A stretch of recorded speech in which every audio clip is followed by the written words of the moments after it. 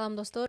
Бүгүн түгөйлөрдүн эмне үчүн бир багытта, бир деңгээлде дайыма чогуу өскөнү маанилүү деген темада бир аз жеке тажрыйбамды, андан сырткары бир аз жасаган изилдөөмдү бөлүшүп айтып берем. Инстаграм баракчамда дайыма ден соолук мамилелери тууралуу, түгөйлөр арасында ден соолук мамилелер деген темаларды тууралуу күндөлүктөрүмдү жазганда айымдардан эле эмес, кээде жигиттерден дагы каттар келет да. Эмне үчүн менин 10 жыл мурун, 5 жыл мурун же 1 жыл мурун таанышып үйлөнгөн, ушунчалык ашык болуп үйлөнгөн, сүйлөшкөн кызым же жигитим азыр такыр башка адам болуп өзгөрүп кетти. Экөөбүз бири бирибизди тааныбай калдык. Сүйлөшөлү десек да темабыз жок. Андан башка мисалы мамилелерибизди айтпай эле коелу, аял эркекке тиешелүү. Такыр башкача адамдардай болуп өсүп кеттик. Айымдар да дайыма айтат, жолдошум менен сүйлөшкөндүн ордуна бир достору менен сүйлөшкөндү тандап алып атат. Кечинде сиз айттыңыз го, түгөйлөр үчүн романтика абдан маанилүү, өзгөчө үйлөнгөндөн кийин, балалуу болгондон кийин экөө бири бирине көңүл буруп турушу керек деген темалар жазганыңызда мен канча аракет кылбайын жолдошум менен кечки тамактан кийин 1 саат отуруп балдарыбыз уктагандан кийин сүйлөшөлү десем, көчөгө чыгып кетет, анан достору менен кетип калат, телевизор көрүп отуруп алат же телефон чукуп отуруп алат, койчу баягы эле дейт да деген сыяктуу каттар мага аябай ушунчалык көп келет да. Анан жайында ушул эле каттар келип аткандан жайында бир аз изилдөө жасап, анан ушул боюнча бөлүштүм эле. Анан азыр кайра кеңирлеп жакшылап айтып берейин деп атам.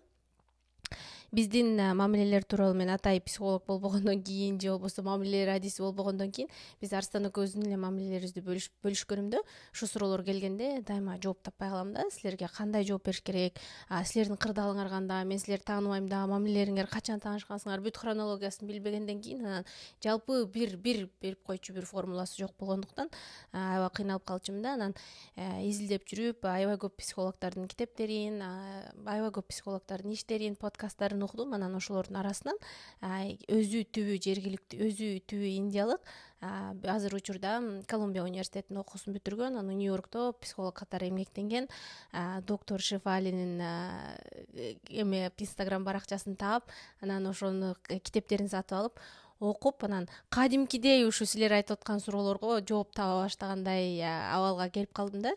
Себеби өзү Индияда чоңойгондугу үчүн университетке тапшырар маалында бир 18-19 жаштарында Америкага келиптир.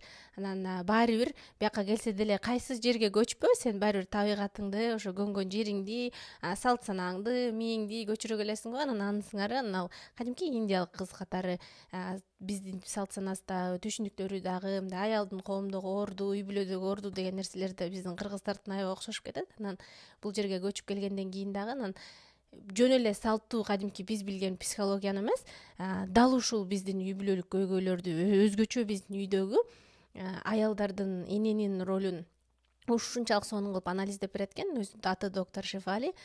Себеби өзү көрүп ошол нерсени жашап чоңойгондугу үчүн дагы мага аябай жакты да. Өзүңөр карап Инстаграм баракчасында жазылып алып, атайын подкасттарын да окусаңар болот, китептерин да алып окусаңар болот. Албетте кыргызчага, орусчага которулдубу билбейм, бирок көбүнчөсү азырынча жалаң англис тилинде да.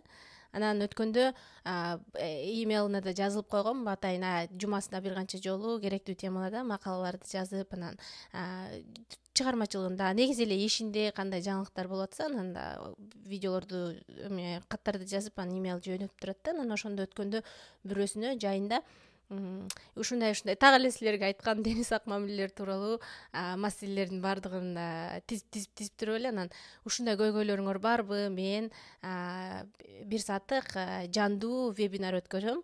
Вебинар салттуу эле вебинар эмес, атайы ошондой көйгөйү бар түгөйдүн аялы күйөөсүнүн экөөнү ошол жерден жандуу силердин көзүңөрчө терапия жасайм, суроолор сурайбыз, анан көрөсүңөр конфликтти кандай чечиш керек экенин, анан көрөсүңөр аял бир эле ошол эле көйгөйгө аял кандай оюн айтат, эркек кандай оюн айтат дегенден аябай кызыгып анан жазылып алгам. Анан вебинарга катыштык. Анан катышканыбызда Zoom аркылуу болду. 900гө жакын адам катышыптыр. Анан байкаганыбыз вебинардын ичинде дагы ошол 80-90% вебинардын катышуучулары айымдар экен да. Аны доктор Шефали дагы өзү тактап ушу үй бүлөнү оңдойн деген, үй бүлөнүн дайыма өнүгүп өсүп мындай дени сак болуусун каалагандар көпчүлүгү аялдар болгону, жанталашкандар негизи эле аялдар болгону мени аябай өкүндүрөт. Мына бир эле мисал, ушул вебинарга дагы эринбей келип катышкан, бекер болсо да келип катышкан көпчүлүгү айымдар экен деп айтты да. Анан бул дагы мисалы Инстаграмда дагы мисалы эле ошол эле көпчүлүк эркектер, мырзалар мисалы согушкан же болбосо тамашалуу пранктарды көрүп атса, аялдардын көпчүлүгү эле ар кайсы курстарга катышып, ар кандай өнүктүрүүчү баракчаларды издеп, анан ушу үйдө көйгөйлөрдүн баардыгына суроо тапканга аракет кылып атат. Анан ошол нерсе так эле вебинарда дагы мисал катары көрүнүп калды. Анан мен кызыгып карадым да, кайсы өлкөлөрдөн келиптир бул 900 кишилердин баардыгы биздин кыргыздардыкына эле окшош болду экен көйгөйлөрү деп мен өзүм түзүп алган суроолорго мындай кызыгуума канчалык деңгээлде жооп алам деп анан капталын карасак, анан кайсы өлкөдөн келдиңер, кана колуңар көтөргүлөчү деп жазса, анан дүйнө жүзүнөн ушул эле Канададан, Америкадан, тиги Австралияга чейинки катышкан адамдар бар экен да. Демек дагы бир жыйынтык, баардык жерде эле үй бүлөлөр, шарттар, адамдар, түшүнүктөр окшош эле болгону башка тилде эле сүйлөйт экен деген сыяктуу абалга келип калдым. Анан доктор Шифали вебинардын башында бир сыйра түшүндүрүп берип, аял эркек эмне үчүн чогуу бир убакта өнүккөнү жакшы деп айтып берип отуруп, анан накта конокту ошол эки вебинарга катышып өзүнүн көйгөйлөрүн айтып бергиси келген анан эки аял күйөөсүн чакырды да. Аял күйөөсү өзү түбү индиялыктар экен. Америкага көчүп келгенине, ошол жерде жашап отурукташып калганына 20 жылдан ашыптыр. Анан алардын негизги көйгөйү аял балдары төрөлгөндөн кийин эле ошо узун 3 балалуу болушуптур. Узун декреттик көргүгө чыгып, анан ошондон ары иштебей калыптыр. Кадимки эле үй кожо экеси болуптур дагы. Күйөөсү болсо бизнесин алып анан өнүктүрүп кетиптир да. Анан байышыптыр, аябай сонун жерде жашашат экен, жашоо шарты да окмуш экен. Анан бирок үйлөнгөндөн кийин 20 жылдан кийин 19 жыл болуптур. 19 жылдан кийин экөө такыр эки башка абалга келип калып, анан ушундай аргасыз абалга келишип, мындан ары ажырашабызбы, эмне кылабыз, экөөбүз такыр эки башка тилде сүйлөшөбүз, керек болсо төшөккөдө чогуу жатпай калдык деген абалга келишиптир да. Анан балдарыбыз үчүн эле жашап аткандайбыз, балким үй бүлөбүздү сактай алабызбы деп анан ошол индиялык болгон үчүн дагы доктор Шифалиге жазылып табышса керек да. Анан ушу өзүлөрү волонтер болуп, өзү ыктыярдуу болуп, анан вебинарга катышууга макул болушуптур.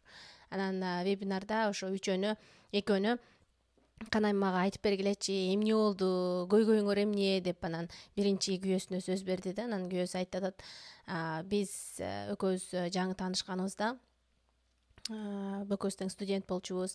Анан бизде индиялыктарда биздикилерге да окшош го, көпчүлүк учурда өзүңдүн улутуңда үйлөн, мисалы кыргыз болсо чет өлкө жашаса деле эптеп кыргыз кыз таап үйлөн, эптеп кыргыз кызга тие көр деген сыяктуу эле. Анан бир индиялыктан өзүңдүн улутуңдан таап үйлөн деген сыяктуу баары бир басымдуулук үй бүлөбүздө бар болчу дейт. Анан ошон үчүн анан мындай индиялык кыздарды, ошол жерде окуп аткан кыздарды карап жүргөм. Анан эле мен бул келечектеги азыркы аялыма жолугуп калдым. Ушунчалык жашоону сүйгөн, аябай билимдүү, шайыр, сонун кыз экен дейт. Анан экөө 1 жылдай сүйлөшүп жүрүп эле анан экөөбүз үйлөндүк. Үйлөнгөндөн кийин бир аздан кийин эле мен жеке бизнесимди баштаганга туура көрдүм, ошону баштадым. Анан аялым аңгыча болбой эле бирди төрөдү, экини төрөдү, үчүнчүсүн төрөдү. Анан үйдө отуруп калды ошол боюнча.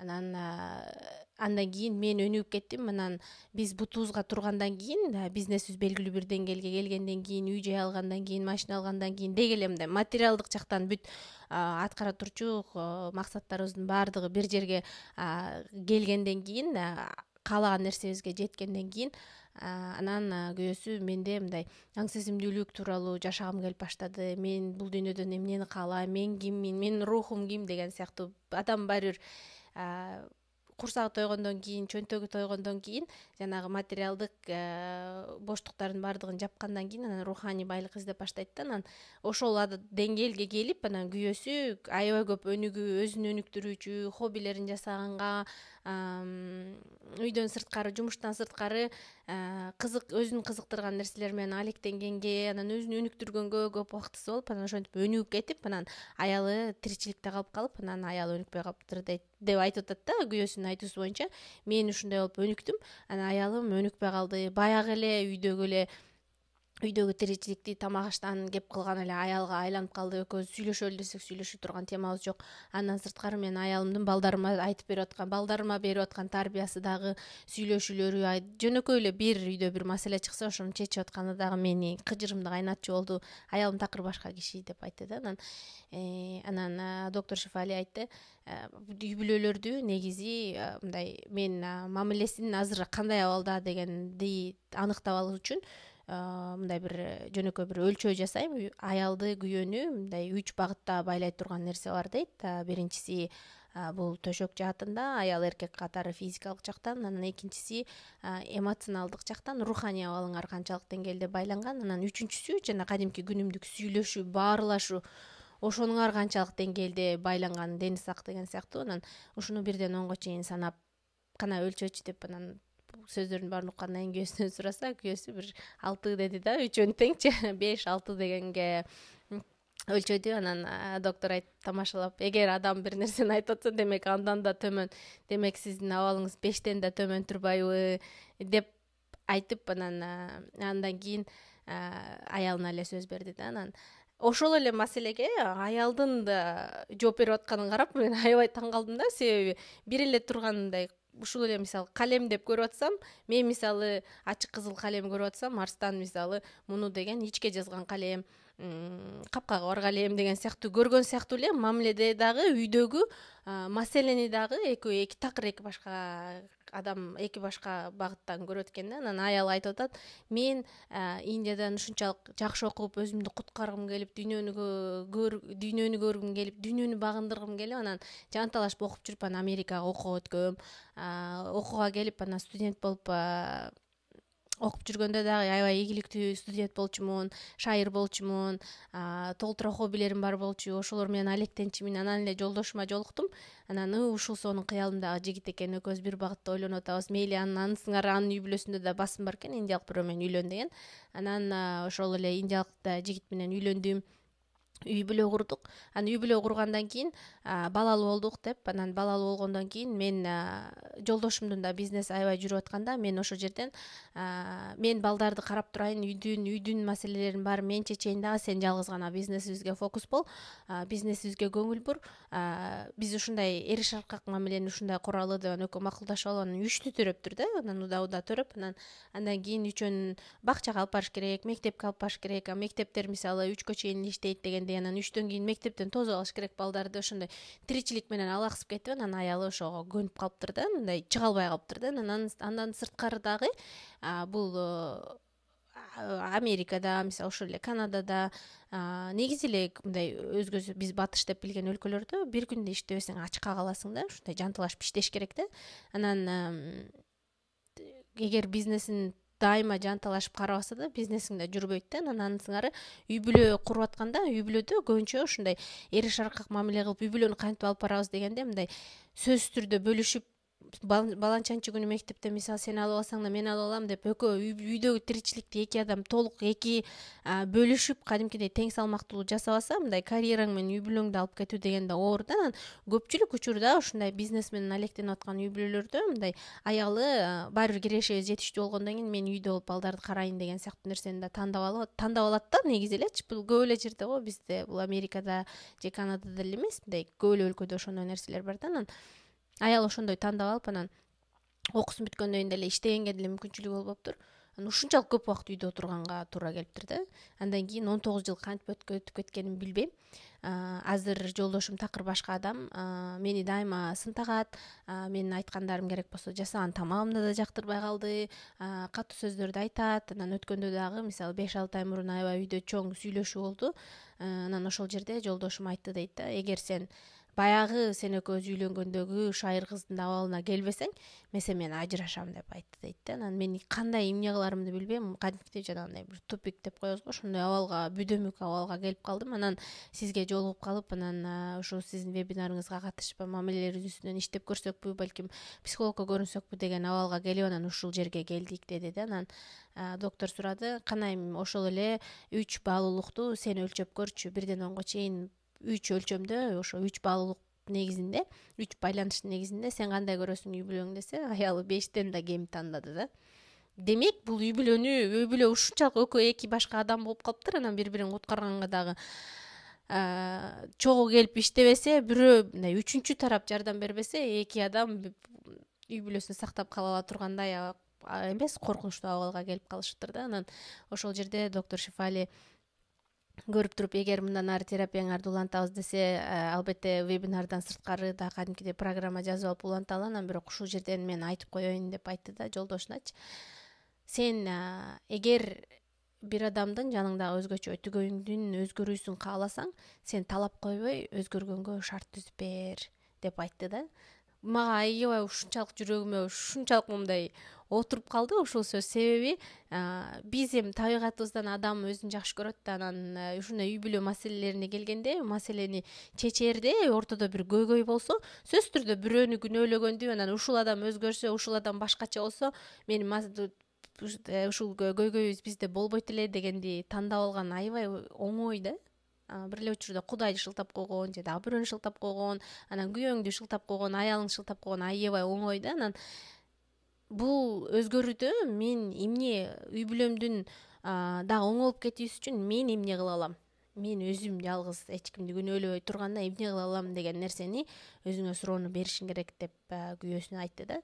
Анан көпчүлүк учурда анан өзү эне катары дагы, өзү дагы тажрыйбасынан дагы көп миңдеген адамдардын үй бүлөсү тууралуу ушундай терапияларды өткөн үчүн анан дагы мисал келтирип айтты.